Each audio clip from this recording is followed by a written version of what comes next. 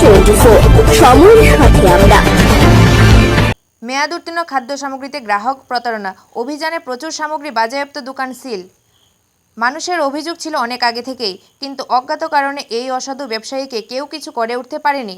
অবশেষে সংশ্লিষ্ট এলাকার অতিষ্ঠ মানুষের ধৈর্যের বাঁধ ভাঙে চোরাবালি সঠিক তথ্য প্রমাণ হাতে করে সরাসরি অভিযোগ জানায় সংশ্লিষ্ট দপ্তরে।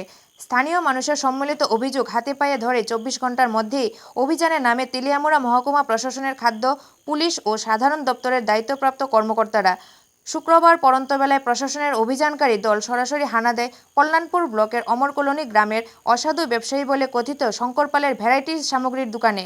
গ্রামীণ আস্তানায় গড়ে ওঠা দোকানে দীর্ঘ বছর ধরেই মেয়াদ উত্তীর্ণ সামগ্রিক রমরমা বাণিজ্য।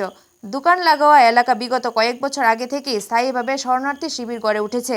আর এই সুযোগকে কাজে লাগিয়েই ব্যবসায়ী শঙ্কর গ্রাহকদের নিয়মিত ঠকিয়ে নিজের উদরপূর্তিতে মেতে ওঠে। আজ তেলিয়ামুড়া মহকুমা প্রশাসনের খাদ্য দপ্তরের আধিকারিক শুভঙ্কর চৌধুরীর নেতৃত্বে ডিসিএম হরিপদ সরকার সহ বিশাল পুলিশ বাহিনী দোকানে অভিযান শুরু করতেই তাদের চক্ষু ছানাবড়া হয়ে যায়। অত্যাধিক পরিমাণে শিশু খাদ্য থেকে মশলা, প্যাকেটজাত দুধ, খাবার তেল, চকলেট থেকে বিস্কুট, চিপস ইত্যাদি 2 বছরের মেয়াদ উত্তীর্ণ সামগ্রীর হদিশ মিলছে।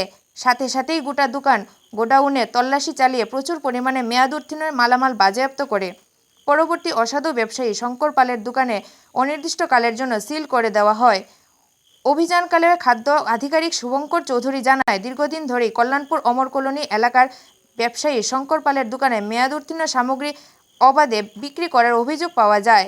এই বিষয়ে সঠিক তদন্ত করতে গিয়ে আজ এই দোকানে তল্লাশি চালানো হয়। সেখান থেকে প্রচুর পরিমাণে মেয়াদ উত্তীর্ণ সামগ্রী বাজেয়াপ্ত করা হয়েছে। পাশাপাশি অনির্দিষ্টকালের জন্য দোকান সিল করা হয়। পরবর্তী সময়ে দপ্তরের আইন অনুযায়ী ব্যবস্থা করা হয়েছে। ঘটনার পরিপ্রেক্ষিতে দপ্তরের ভূমিকা গোটা এলাকায় সাধারণ মানুষের মধ্যে প্রশাসনের প্রতি ব্যাপক আস্থা পরিলক্ষিত হয়েছে।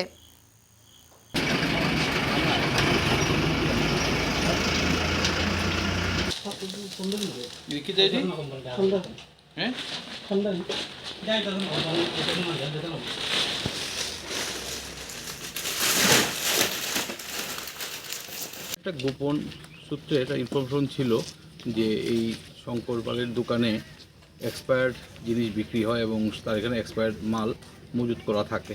সেই ইনফরমেশনের ভিত্তিতে আমাদের ডিসিএম স্যার, আমি ডিসি ফুড আমরা ভিজিট করি, সঙ্গে আরক্ষা দপ্তরের কর্মীরাও ছিলেন এবং প্রচুর পরিমাণে এক্সপায়ার্ড গুডস উদ্ধার করা হয় এবং এই কারণে আমরা আজকে দোকানটাকে তালাবন্ধ করি এবং একজন স্যারের কাছে রিপোর্ট করার পর আমরা যে আইনানুগ ব্যবস্থা নেওয়ার সেটা পরবর্তীতে